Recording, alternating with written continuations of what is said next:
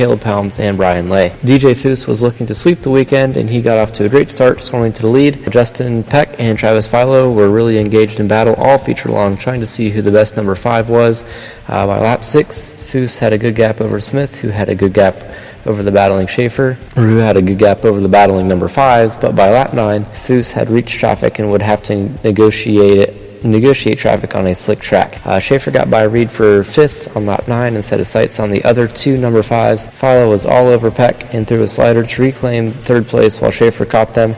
Schaefer got by both 5s on lap 13 and set his sights on Smith. At the halfway point, Foose still had a good gap over Smith and Schaefer. Caution came out on lap 17 for spinning Ryan Broughton, bringing the field back together. Your running order was DJ Foose, Brian Smith, Tim Schaefer, Travis Philo, Justin Peck, Craig Mintz, and Buddy Kofoid.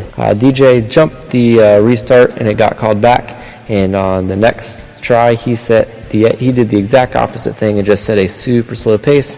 Tim Schaefer got by Smith a lap after the restart for 2nd, and then he set his sights on Foose while the 5s resumed their battle and let Kofoid join their battle as well. Kofoid ended up getting by both Philo and Peck in one move on lap 20 and began to chase down 3rd place running Smith. If the 11 man could get a caution, he would be a contender for the win. Schaefer closed the gap to Foose while Foose was negotiating traffic and made it interesting, as did Kofoid when he caught Smith. Kofoid did hold 3rd momentarily, but Smith had the better line and got back by. Foose held off Schaefer and got a 2nd one of the weekend, giving him and the Burmeister crew great momentum going into Speed Week.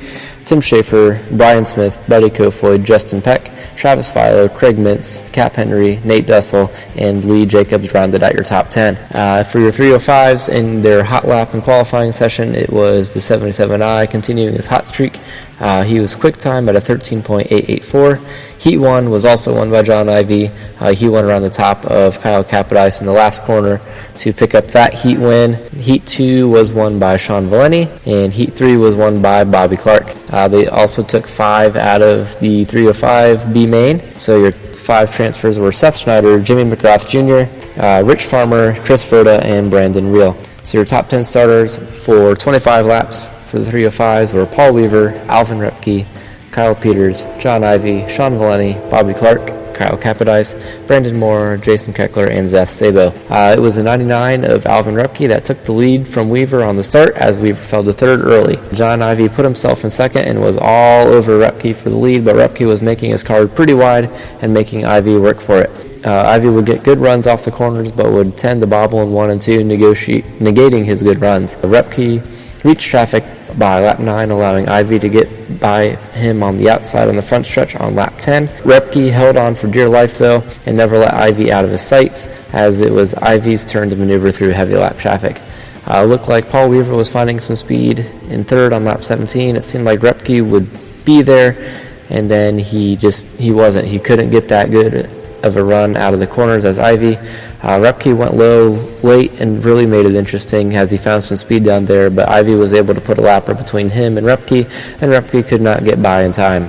So Ivey won over Repke, Weaver, Moore, Peters, Valeni, Capodice, Street, Clark, and Griffith as your top 10 finishers on a feature that only took 7 minutes to complete. I want to thank Brian Lesky for that little tidbit. The feature went green to checker for the 2nd night in a row.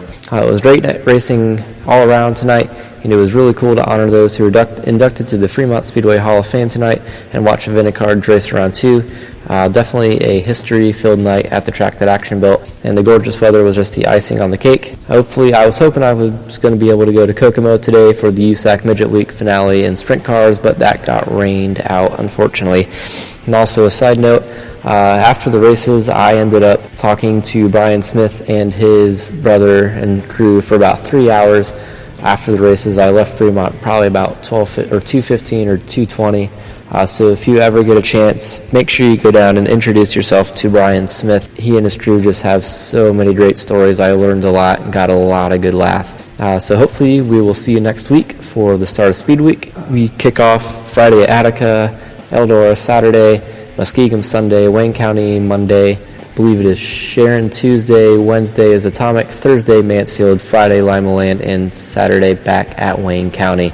So we hope to see you there, and make sure you go out and support at least one race this weekend.